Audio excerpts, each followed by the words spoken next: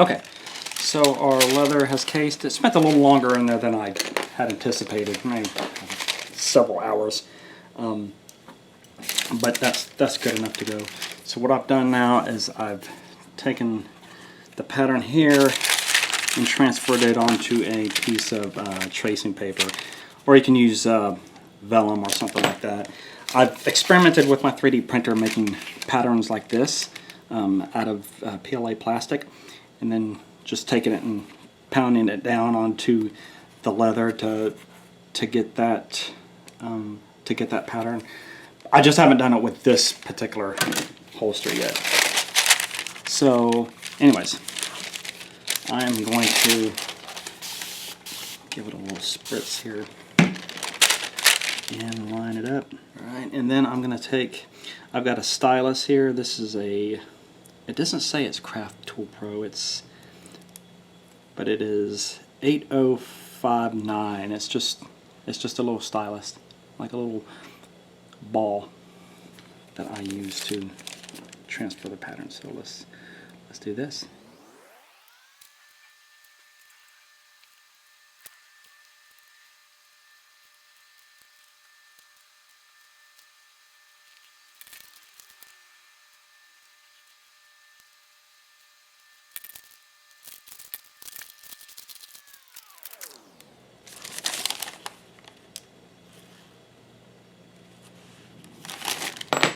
Okay. I've got the general, it's just lightly on there. Don't worry if it's not perfect, because if there's any imperfections, you can correct that as you're doing your swivel knife, as you're making your cuts.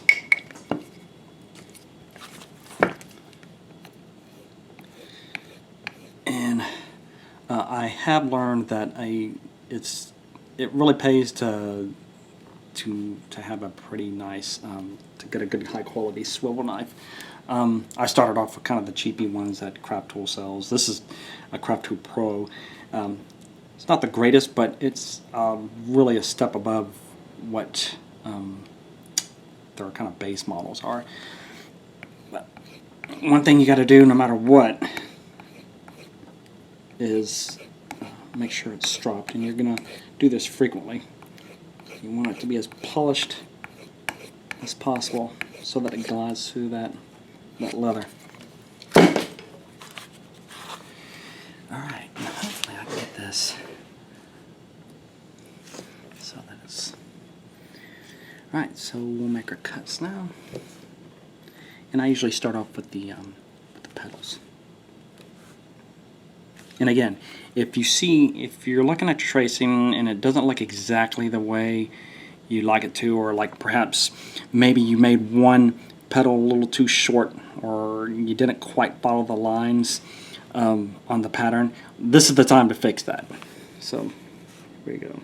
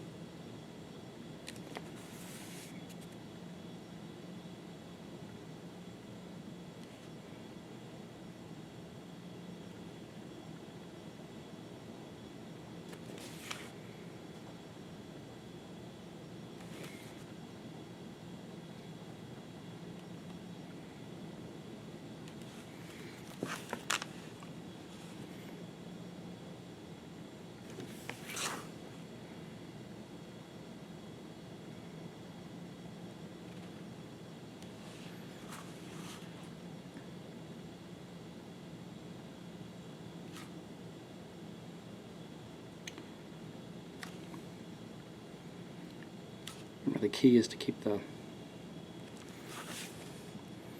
swivel knife straight up and down. Don't tilt it.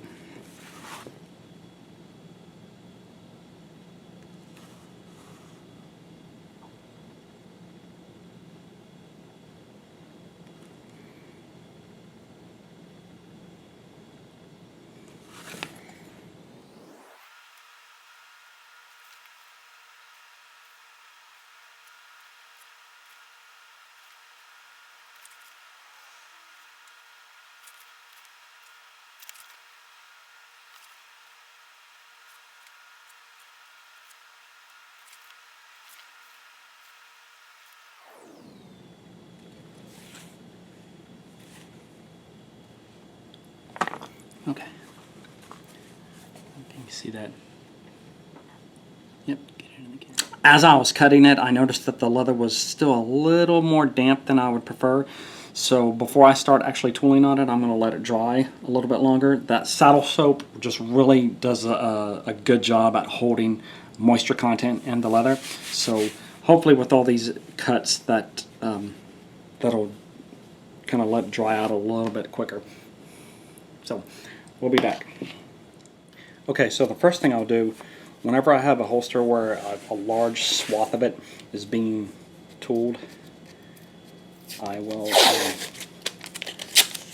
take some blue painter's tape and put it across the back. This just helps with the pattern getting kind of distorted. I've had it before. I don't have to worry as much on this particular leather because it's so thick, but like let's say I'm working on a holster that has that's going to be lined, and I'm working, instead of like a 10 or 11 ounce, I'm working on like a 7 or 8 ounce, and I'll tool it, and once you get to the part where you're about to stitch it, you fold it in half and you find out that the holster has been basically distorted. It's grown, and that's because as you're tooling it, you're smashing out the leather. It almost becomes like Play-Doh. The leather stretches, and this half of it that you're doing all the tooling on has grown, you know, by upwards to like 1/4 of an inch, as opposed to this side. And this just helps keep that. It's something I've always done when I'm doing a lot of tooling, is just put some tape on the back side of it, and that helps prevent that. So let me cut off the excess here.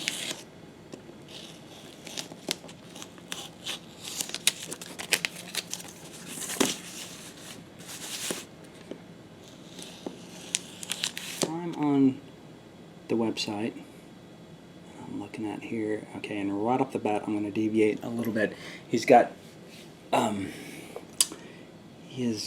you using the camouflage tool first, but I actually like to do the cedar first.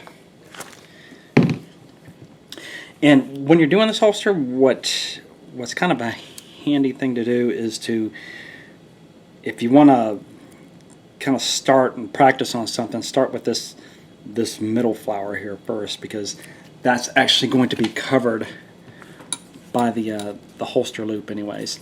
So anyways, just a hint. What I do is I start with the center cedar, and this is Craft Tool what is that, S864. I'm going to use the 2-pound maul on this and do the center one, and then I'm going to put another seed at the base of each one of these petals. So just go around. Don't worry, it doesn't have to be perfect. Like that. Up here.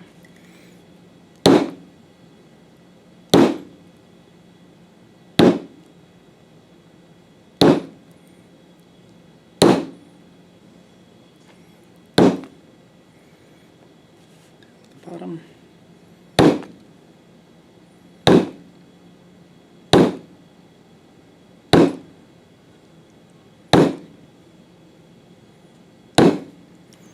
There you go.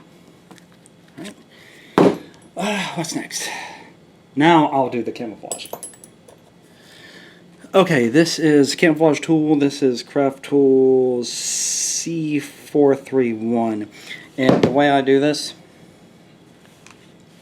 I'm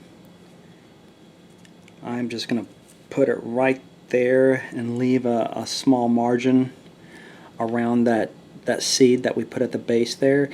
In this first stamp, I'm going to whack it pretty hard, maybe 1 or 2 times, and I'll show you. And then the next one, just maybe once. And the next one, slightly lighter. And the next one, just a little tap. What you're trying to do is you're trying to give the impression of kind of a deeper part here, and it goes kind of out onto the pedals. So deep, tap, tap, and then kind of gradually getting a lighter stamp as you go out to the end. Okay. And if you can, what's nice, instead of just going straight out, I like to sometimes take it and maybe it kind of arcs just slightly out instead of just a single line. Yep. There you go. Alright, take it up here to the top. Good hit. 2, get a little bit lighter. Hit.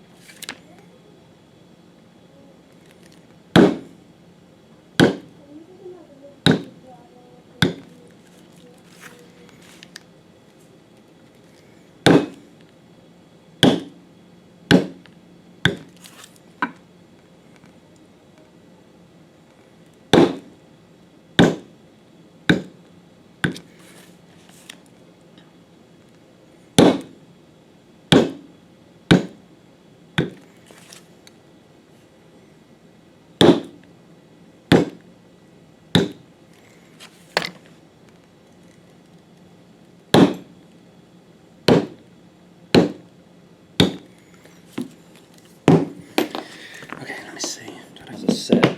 Looks like he also has a set going up this leaf here, so we'll do that. Don't hit these quite so hard.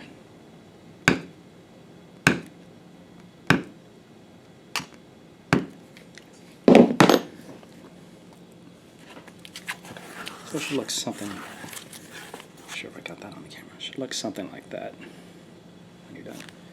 Let's see if I got that on the edge. Alright. Again, I prefer to do the beveling next, and I'll explain that in a little bit. I don't have the exact bevelers that he calls out for. I don't think, anyways. The bevelers I use, I've got some Berry King ones. These are Berry King. These don't actually have numbers on them, strangely enough. But these are the Berry King. I guess they're pebble bevelers. They give a little bit, instead of cross-hatched pattern on them. Let's get this out of the way. These have a pebbled look to them. It's just a little bit. It's a little bit more organic look to them instead of crosshatch. I do have one crosshatch.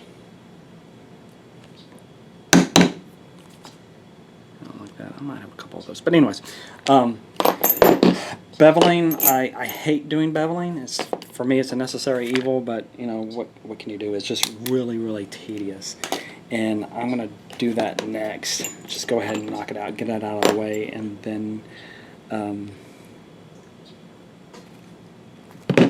get back on it. So let's see. And there's videos.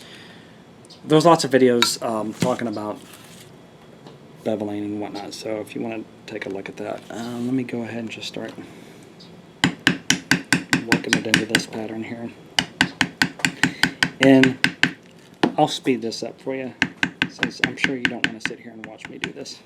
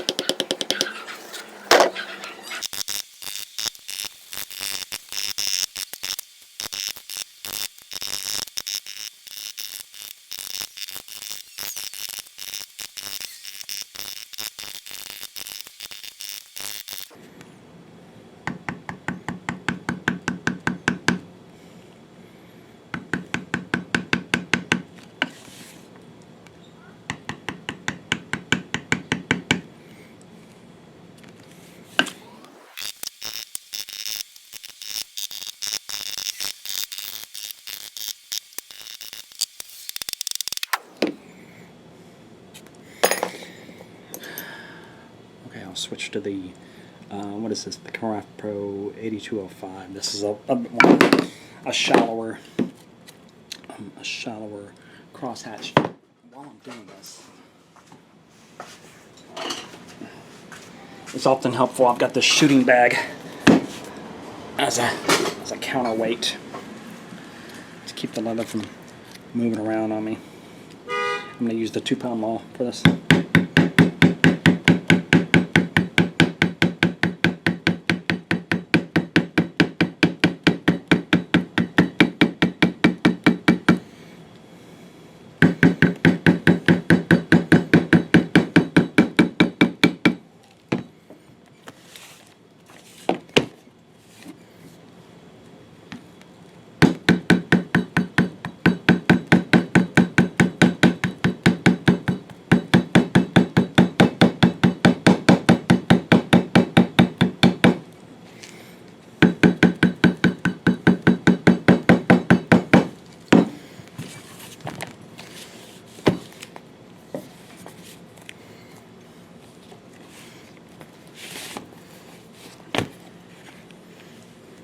Getting this position so that it's in front of the camera is kind of difficult.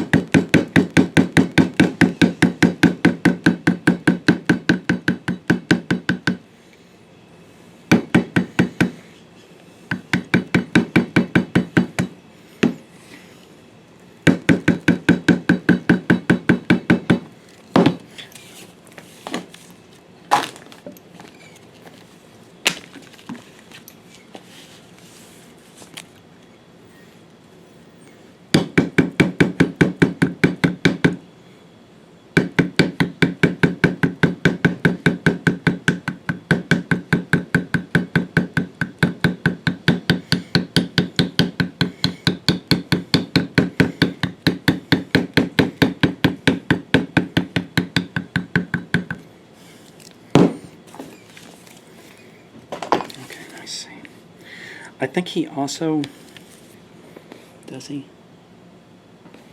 Hold on. Yeah. He'll also bevel on the outside. I'll add to that. It's been a while since I've done this one, so I'm gonna.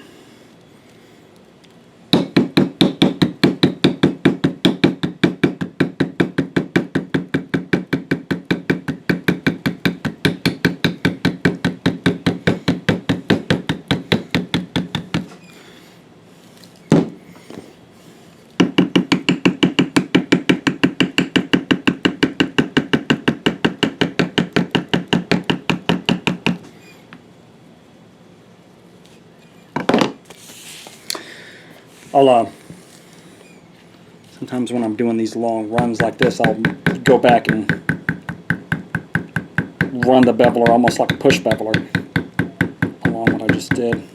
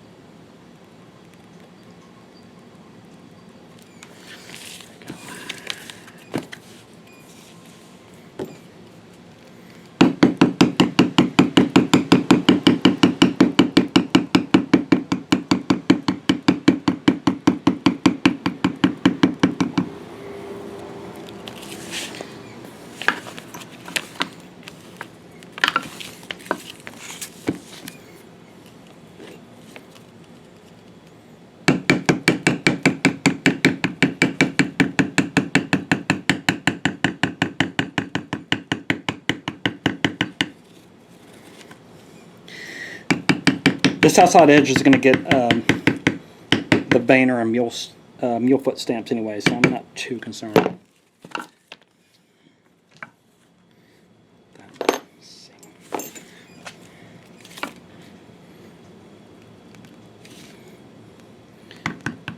Now's the chance to go back and seems to be always a line or so that you miss.